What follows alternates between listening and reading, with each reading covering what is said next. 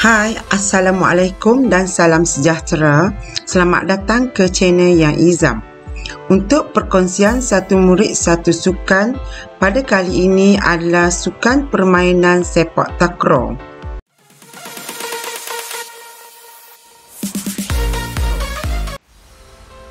Bagi perkongsian 1M 1S pada kali ini, kita akan mempelajari peraturan dan undang-undang permainan.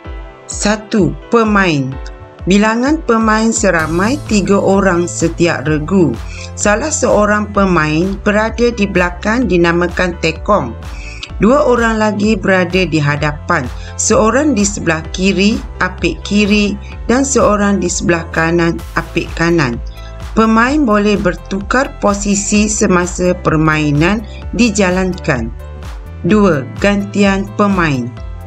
Gantian pemain dibenarkan pada sebarang masa asalkan ianya diminta oleh pengurus pasukan atau jurulatih rasmi kepada pengadil rasmi dan semasa bola tidak di dalam permainan. Setiap regu dibenarkan membuat satu gantian sahaja. Pemain diperintah keluar gelanggang oleh pengadil semasa permainan. Boleh digantikan asalkan gantian belum dilakukan. Mana-mana pemain yang telah bermain atau diletakkan sebagai pemain simpanan dalam mana-mana regu tidak dibenarkan bermain di dalam regu lain di dalam pertandingan yang sama. Mana-mana regu yang mengandungi kurang dari 3 pemain tidak dibenarkan meneruskan permainan dan akan dianggap kalah. 3. Pegawai-pegawai. Permainan akan diuruskan oleh pegawai-pegawai yang berikut. 1. Pengadil rasmi, 2. pengadil dan 6 pengadil garisan, iaitu 4 di garisan tepi dan 2 di garisan belakang. Kedudukan 2 orang pengadil garisan untuk garisan belakang hendaklah bersetentangan dengan pengadil. 4. Undian dan warm up. Sebelum permainan dimulakan, pengadil akan membuat undian. Regu yang memenangi undian boleh memilih untuk sepak mula atau petak gelanggang. Regu yang membuat sepak mula hendaklah memulakan warm up selama 2 minit dan diikuti oleh regu yang satu lagi. Hanya 5 orang sahaja dibenarkan bergerak bebas di dalam gelanggang dengan menggunakan bola rasmi. 5. Kedudukan pemain-pemain semasa sepak mula.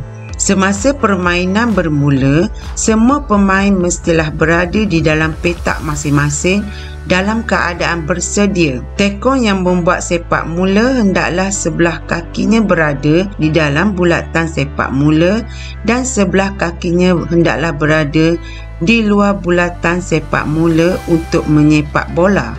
Kedua-dua apik regu yang membuat sepak mula mestilah berada di dalam suku bulatan masing-masing. Pemain regu lawan bebas berada di mana-mana kawasan di dalam petak gelanggangnya. 6. Permulaan permainan dan sepak mula. Regu yang memilih untuk memulakan permainan hendaklah memulakan permainan set pertama. Selepas tamat set pertama, kedua-dua regu hendaklah menukar petak dan pemenang memulakan set kedua. Campakan hendaklah dibuat setelah pengadil selesai mengumumkan mata pertandingan. Jika mana-mana pemain apik melontar bola sebelum pengadil mengumumkan mata pertandingan, campakan semula hendaklah dilakukan dan amaran diberikan kepada pelontar bola. Semasa melakukan sepak mula, sebaik sahaja bola disepak oleh penyepak mula. Semua pemain bebas bergerak di dalam petak gelanggang masing-masing. Sepakan mula cuma sah jika ianya melepasi jaring, sama ada ia menyentuh jaring atau tidak, melalui di antara 2 petak pita sempadan jatuh di dalam petak gelanggang pasukan lawan.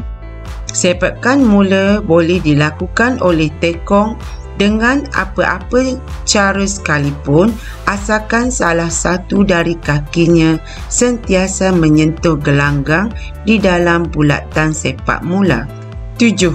Perkara-perkara batal. Pihak sepak mula. Apik yang melontar bola, memain-mainkan bola, iaitu melambung, menghempas, memberi kepada apik lain dan lain-lain. Selepas pengadil selesai mengumumkan mata pertandingan. Mana-mana apik mengangkat kaki, memijak garisan atau melepasi jaring atau menyentuh jaring semasa campakan bola dibuat. Tekon semasa melakukan sepak mula, sebelah kakinya tidak menyentuh gelanggang atau memijak garisan bulatan sepak mula. Tekon tidak menyepak bola yang dilontar. Bola menyentuh pemain regunya sebelum melintasi ke petak gelanggang lawan. Bola melintasi jaring tetapi jatuh di luar gelanggang. Bola tidak melintasi ke petak gelanggang lawan. Seterusnya, penerima sepak mula melakukan tingkah laku yang boleh mengganggu atau membuat bising atau menengking terhadap pihak lawan. Seterusnya, kedua-dua pihak semasa permainan memijak garisan tengah. Mana-mana pemain yang menyentuh bola di kawasan lawan, mana-mana bahagian anggota pemain memasuki kawasan lawan sama ada di atas atau di bawah jaring kecuali semasa follow through. Memainkan bola lebih dari 3 kali berturutan dan bola menyentuh tangan. Seterusnya, kedua-dua pihak semasa permainan memberhenti atau mengepit bola di bawah tangan atau lengan antara kedua-dua peha atau kaki atau badan. Sebarang anggota atau peralatan pemain seperti kasut, pelilit kepala dan lain-lain menyentuh jaring, tiang, kerusi, pengadil atau jatuh ke kawasan lawan. Bola terkena siling, bumbung, dinding atau lain-lain benda. Dan mana-mana pemain yang sengaja melambat-lambatkan permainan. 8. Sistem kiraan mata. Bila perkara batal dilakukan, sama ada bahagian sepak mula atau penerima sepak mula, satu mata akan diberi kepada pihak lawan termasuk melakukan sepak mula seterusnya. Mata kemenangan maksimum untuk setiap set ialah 21 mata. Permainan dijalankan di dalam 2 set dan 2 minit rehat antaranya. Apabila kedudukan pada mata 20-20, penggunaan mata shilling 25 dijalankan. Kemenangan ditentukan dengan perbezaan 2 mata sehingga mata 25. Jika masing-masing regu memenangi satu set, permainan akan ditentukan di dalam set ketiga yang dinamakan tie break dengan 15 mata. Sebelum pusingan tie break bermula, pengadil akan membuat undian dan pasukan yang memenangi undian akan membuat sepak mula. Tukar petak akan berlaku apabila satu regu mencapai 8 mata. 9. Masa rehat. Setiap regu boleh meminta sekali time out selama 1 minit oleh pengurus pasukan atau jurulatih rasmi bagi setiap set apabila bola tidak di dalam permainan. Hanya 5 orang sahaja yang dibenarkan berada di garisan belakang.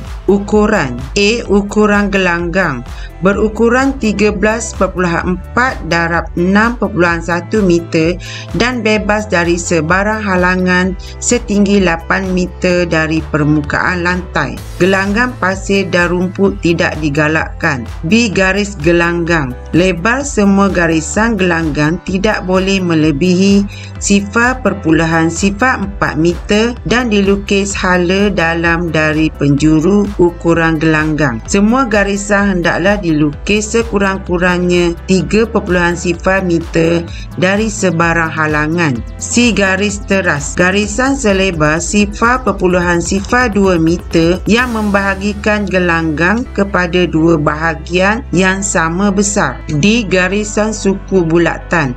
Pada pertemuan silang antara garisan tengah dengan setiap garisan tepi, garisan suku bulatan hendaklah dilukis dari garisan tepi ke garisan tengah berjejari 0.9 meter diukur dan dilukis hala keluar dari jejari 0.9 meter. I. Bulatan sepak mula. Bulatan sepak mula berjejari 0.3 meter hendaklah dilukis pada petak kiri dan kanan gelanggang, yang mana pusatnya ialah 2.45 meter dari garisan belakang gelanggang, 4.25 meter dari garisan tengah gelanggang dan 3.05 meter dari garisan tepi. Garisan 0.04 meter ini hendaklah diukur dan dilukis hala keluar dari jejari 0.3 meter. Tiang. A. Ukuran tiang. Tiang mestilah mempunyai ketinggian 1.55 meter ataupun 1.45 meter untuk wanita dari permukaan gelanggang dan hendaklah teguh untuk mengekalkan ketegangan jaring. Tiang hendaklah diperbuat dari bahan yang teguh dan jejarinya tidak boleh melebihi 0.04 meter. B. Kedudukan tiang. Tiang hendaklah didirikan atau ditempatkan 0.3 meter dari garisan tepi dan sebaris dengan garisan teras. Jaring. A. Jaring hendaklah diperbuat dari tali biasa atau nilon yang halus dengan siratan berukuran di antara 0.06 meter hingga 0.08 meter. Jaring hendaklah 0.7 meter lebar dan tidak melebihi 6.1 meter panjang, dan pada kedua-dua hujungnya dilekatkan pita 0.05 meter dari bahagian atas hingga ke hujung bawah, dan hendaklah dalam kedudukan sebaris dan menegak dengan garisan tepi. Pita ini dinamakan pita sempadan. B. Di bahagian atas dan bawah jaring hendaklah dilapik dengan pita 0.05 meter yang diperbuat dengan benang atau nilon. Pita ini berfungsi sebagai pengampu tali regangan. Bagi sekolah rendah, setelah diregang, bahagian atas jaring hendaklah 1.42 meter tinggi di bahagian tengah gelanggang dan 1.45 meter di tiang. 1.5 meter adalah ukuran di tepi tiang, 1.42 meter adalah ukuran di bahagian tengah jaring. Bagi sekolah menengah, setelah diregang, bahagian atas jaring hendaklah 1.52 meter ataupun 1.42 meter untuk wanita tinggi di bahagian tengah gelanggang dan 1.55 meter atau 1.45 meter untuk wanita di tiang. 1.55 meter atau 1.45 meter untuk wanita ukuran di tepi tiang, 1.52 meter atau 1.42 untuk wanita ukuran di bahagian tengah jaring. Bola sepak takraw berbentuk bulat dan mempunyai 12 lubang dengan 20 pertemuan silang. Bola sepak takraw diperbuat dari satu lapisan rotan atau fiber sintetik. Jika bola diperbuat dari rotan, lapisan tersebut mestilah mengandungi di antara 9 hingga 11 urat.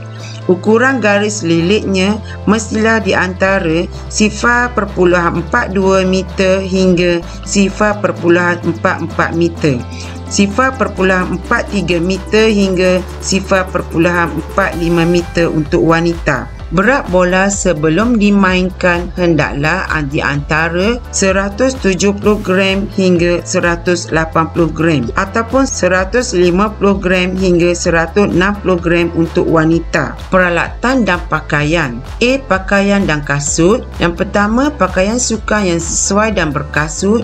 Kedua, memakai kasut bertapak getah yang sesuai untuk aktiviti. Ketiga, berstoking seperti dalam gambaran di bawah. Bola seperti yang anda lihat Yang pertama, untuk pelajar darjah 3 dan 4 boleh menggunakan bola getah bersaiz 3 yang lilitannya 50 hingga 55 cm.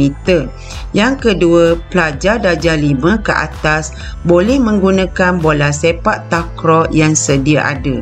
C. Peralatan tambahan, pemberat, kon, wisil dan lain-lain alatan yang sesuai. Seperti dalam gambar di bawah, pemberat, kon dan wisil. Sekian sahaja untuk perkongsian kali ini. Terima kasih kerana sudi menonton.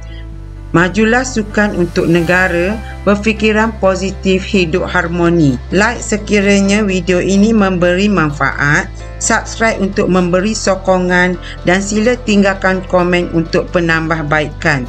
Terima kasih. Bye.